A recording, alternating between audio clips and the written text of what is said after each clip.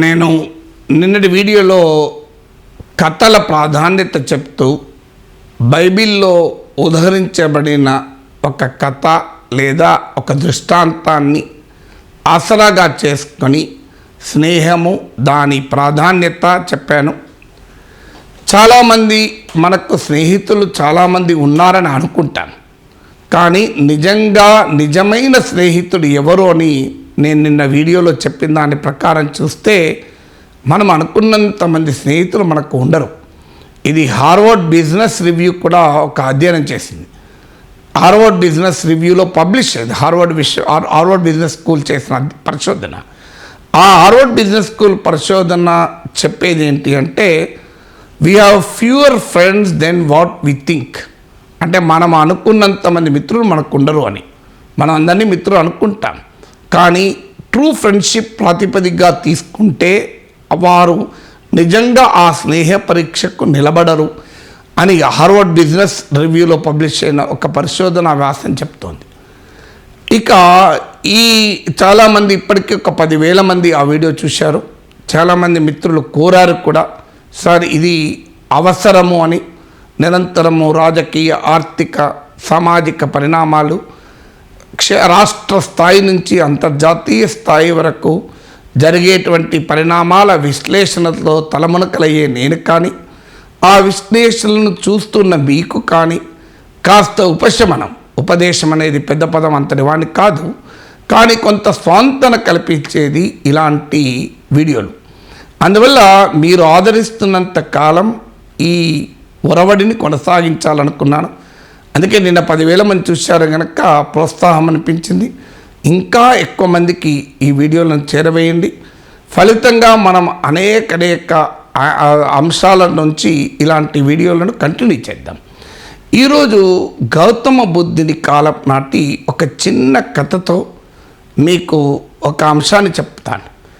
గౌతమ బుద్ధుని కాలంలో బుద్ధుడు ఒక శిలపై, ఒక రాక్పై కూర్చొని శిష్యులతో పాటు ఆయన మెడిటేషన్లో ఉన్నాడు, ధ్యానంలో ఉన్నాడు. సో అటువైపుగా వెళుతున్న ఒక తల్లి, ఒక బిడ్డ, ఒక కొడుకు, చిన్న పిల్లవాడు అటువైపుగా వెళ్తున్నారు. వాడు చాలా అల్లరి పిల్లవాడు. ఇప్పుడు మన ఇళ్ళల్లో ఉంటారు, చాలా మిచ్చివస్గా ఉంటారు, వాడు చాలా రిబెలియస్గా కూడా ఉంటారు, దేన్ని అంగీకరించరు. మన పెద్దల్లాగా కన్ఫర్మిస్ట్ ఉండరు, క్వశ్చనింగ్ చేస్తుంటారు. పెద్దలకేమో జీవన అనుభవాల వల్ల కన్ఫర్మిస్ట్ బిహేవియర్ అవుతుంది, కాదంటే ఎస్కేపిస్ట్ బిహేవియర్ కూడా వస్తుంది. మనకెందుకులే అడ్జస్ట్ అయిపోదాం, సర్దుబాటు మనస్తత్వం వస్తుంది. కానీ పిల్లలకు అలాంటి మనస్తత్వం ఉండదు.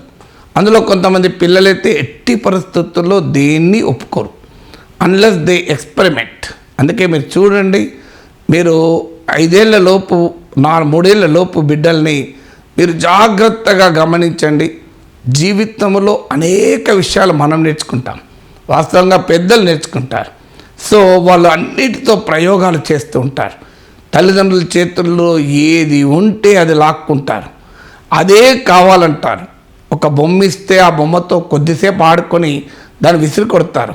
వాళ్ళకు నిరంతర వైవిధ్యం కావాలి, కొత్తదనం కావాలి. ప్రతి దాన్ని ప్రయోగాత్మకంగా చూస్తూ ఉంటారు, పరిశీలనాత్మకంగా వ్యవహరిస్తూ ఉంటారు. ఎందుకంటే అది మానవుని ఒరిజినల్ సృజనాత్మకత.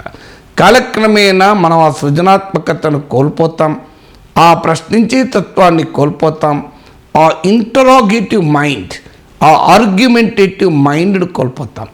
వాస్తవానికి ఆ ఇంటరాగేటివ్ మైండ్, ఆ ఆర్గ్యుమెంటేటివ్ మైండ్ కోల్పోని వారు, కోల్పోకుండా తల్లిదండ్రులు, ఉపాధ్యాయులు చేయగలిగితేనే వారు జీవితంలో పైకొస్తారు. అందుకే ఒక నోబెల్ బహుమతి గ్రహీతను అడిగారు, నీకు నోబెల్ బహుమతి రావటానికి దోహదం చేసిన అంశం ఏమిటి అని అడిగారు. ఆయన, నేను చేసిన 100 గంటల పరిశోధనలు, నేను చదివిన 1000 పుస్తకాలను చెప్పలే. ఆయన ఏమన్నాడంటే, నేను రోజు బడి నుంచి వచ్చాక మా అమ్మ అడిగేది, నాయనా నీవు ఈరోజు మీ టీచర్ను ఏమడిగావు అని అడిగేది. అంటే టీచర్ను ఏమి ప్రశ్నించావు అని అడిగే తల్లి ఉండడమే తనకు నోబెల్ బహుమతి రావటానికి కారణమైంది అని. మనం మన పిల్లల్ని అలా అడుగుతామా?